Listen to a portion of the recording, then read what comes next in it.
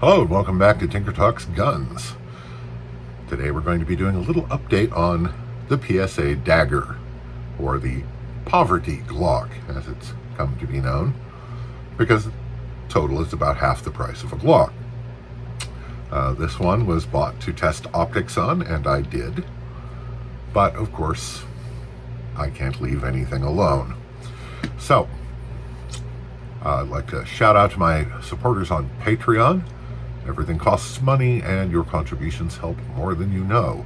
If you'd like to join my supporters on Patreon, there's a link in the description below. I'd also like to thank channel benefactors like Rain City Shooting Center, Pinto's Guns in Renton, Washington, and the innumerable people who have made contributions of ammunition, parts, just all manner of help. Not the least of which is allowing me to show you their guns and to fire them. So, the PSA Dagger is a cut-rate Glock. In this case, the compact is a cut-rate Glock 19. And doesn't feel that cut rate because it has a better trigger than the Glocks I've encountered in recent years. It has little vanity features like the cutaways in the slide to reduce weight. And this one came with an optics cut and plate for an RMR cut, and suppressor height sights, which I have had to replace. Anyway, I've done various fiddling with it, so let's have a look at that on the tabletop. The Dagger is a pretty unapologetic Glock 19 clone. It does have differences, more sculpting in the slide, the dirt admission holes, and it has a hinged trigger instead of the separate dingus, I think is the technical term. And I have my doubts as to how functional this arrangement really is as a safety, because it's the full width of the trigger, and anything that would normally catch on the trigger will catch on it. But it's a solid, seemingly well-made gun. The trigger pull, as noted, is better than a factory Glock trigger, and it's over the last few hundred rounds has gotten even smoother, which is nice. Now the sights are suppressor height, that's what came on the slide, but these are not those sights because I broke off the front sight in my abusive testing of an optic, and it needed to be replaced. And I purchased a replacement set with fiber optic, which departed immediately upon shooting the gun. So I've reinstalled one because they include extras. Apparently they know that it's not mounted properly and is going to go away. It's very thoughtful of them. It turned out it was too tall for the PSA factory suppressor height rear sight, so I replaced that with the one that came with the front sight.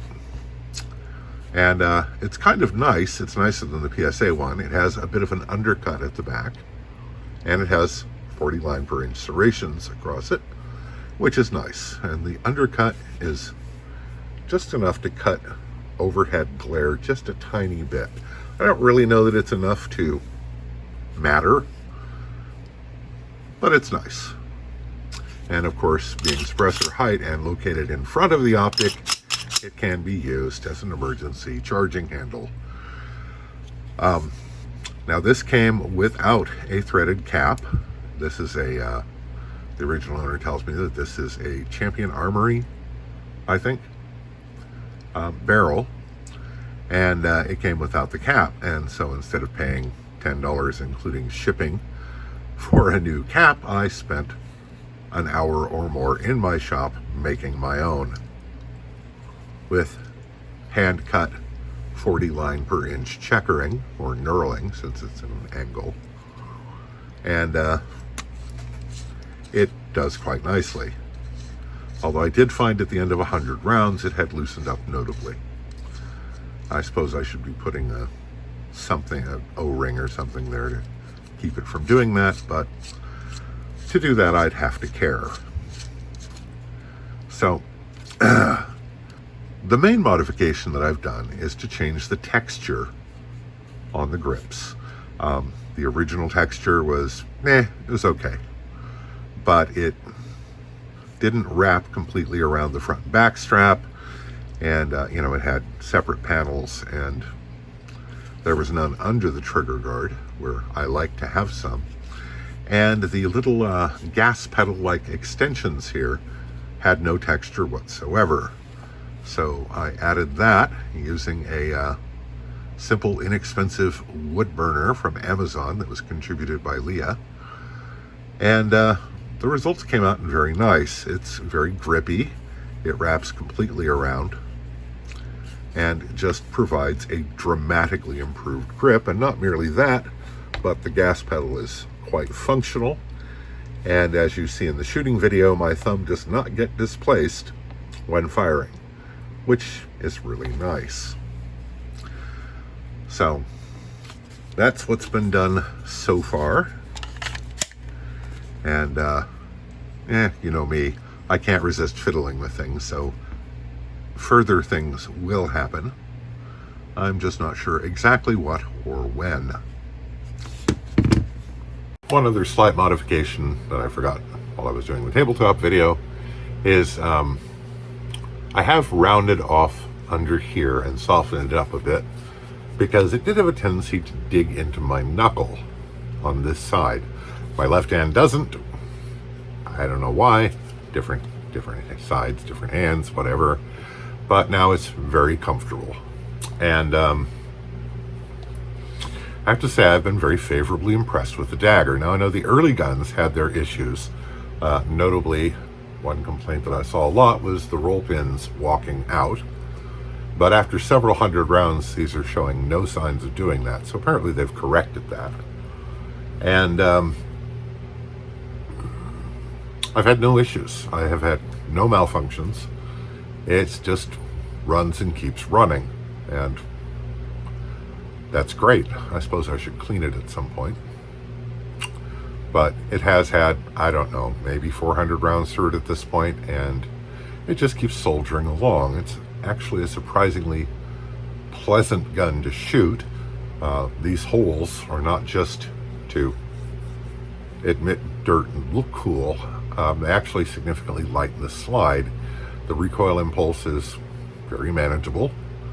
And like I said, it's quite a pleasant gun to fire.